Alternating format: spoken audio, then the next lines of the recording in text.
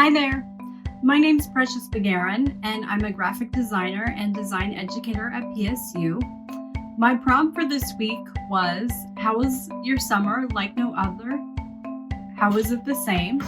And I decided to write about something my family and I love to do every summer, and that's walking in our neighborhood.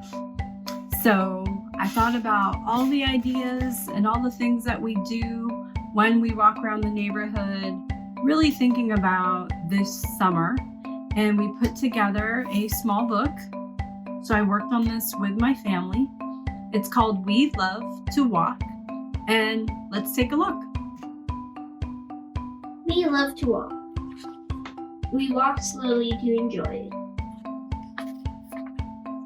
We see things we've never noticed before, like the catio equals the cat patio.